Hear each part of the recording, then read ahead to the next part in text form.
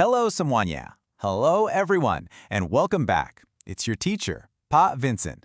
Today, we're jumping right into Unit 2, Remember Your Numbers, or as we say, Bilangan dan Angka. I'm going to help you all master how to say and write numbers in English, and I promise it's easier than you think. Ready? Let's get started.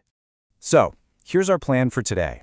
First, we'll cover some key vocabulary. Then, we're going to tackle cardinal numbers. Those are for counting.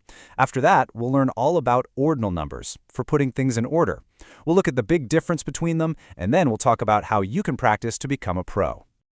All right, first things first, let's look at some important words. The two big ones for today are cardinal and ordinal. Let's say them together. First one, cardinal. Good. These are your basic counting numbers, 1, 2, 3. The second one, ordinal. Excellent. And these are for showing order, like first, second, and third. Okay, let's dive into our first main topic, cardinal numbers. In Bahasa Indonesia, we call these Bilangan Cacah. These are the numbers you use every single day for counting anything, like how many books you have or the price of nasi goreng. So here's the most important thing to remember.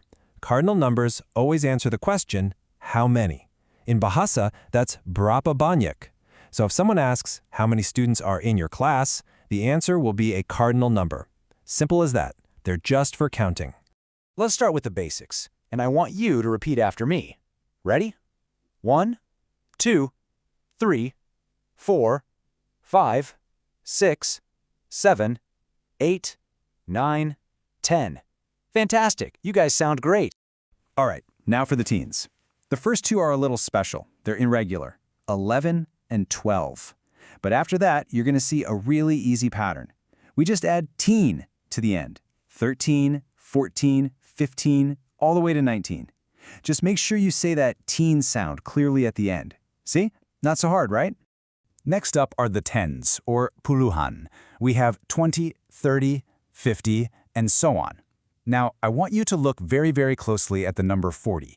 The spelling is F-O-R-T-Y, 40. A lot of people make the mistake of adding a U in there, but there isn't one. So that's a great one to remember. And for the big numbers, it's actually pretty straightforward. 100 is 100. 1,000 is 1,000. A million is 1 million. The key thing here is that we don't add an S. It's always 100, never 100s. So, now for the fun part. Let's start combining numbers. There are just two simple rules. Rule number 1, for any number from 21 to 99, you connect the words with a hyphen, that little dash. Rule number 2, for numbers over 100, you use the word and. Let me show you what I mean. Let's take the number 25. You write 20, then you add that hyphen, tanda hubung, and then 5, so it becomes 25. That little hyphen is super important for writing it correctly. And here's the second rule in action. Look at 137. We say 100, then we use our magic word and then 37. So altogether, it's 137. Don't forget that and. You're all doing so well. Now we're ready for our second type of number, ordinal numbers.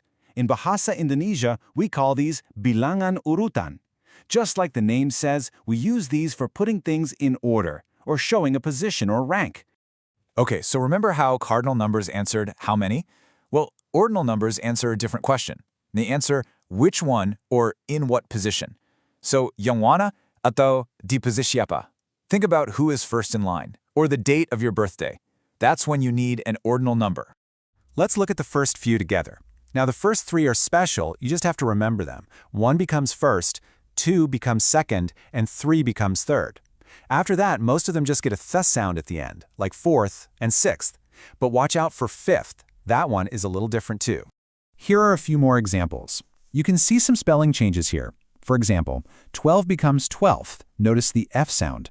And for numbers that end in Y, like 20, the Y changes to IE before we add TH, so it becomes 25th.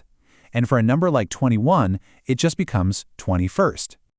All right, this slide is your cheat sheet. These are the most important exceptions that you really need to memorize. First, second, third, and then also fifth, ninth, and 12th. I want you to practice saying these out loud. If you can master these, you can master all ordinal numbers. Okay, team, you now know both types of numbers. So, for the most important part, what's the difference and when do you use each one? Let's break it down so it's super clear. Think of it this way. We used cardinal numbers for quantity. How many of something? For example, I have 3 books. We also use them for your age, like I am 16 years old. But we use ordinal numbers for position and dates. For example, he is the first winner, or my birthday is on the 10th of October. So just remember, cardinal is for counting, and ordinal is for ordering. Wow, excellent focus today, everyone. You've learned all the rules. But learning the rules is just step 1. You know what comes next, right? Practice. The more you use these numbers, the more natural they will become. Because, as we always say, practice makes perfect. And I want you all to remember, you can absolutely do this. Try to practice a little every single day. When you see a date, say it out loud in English. When you see a price, say that too.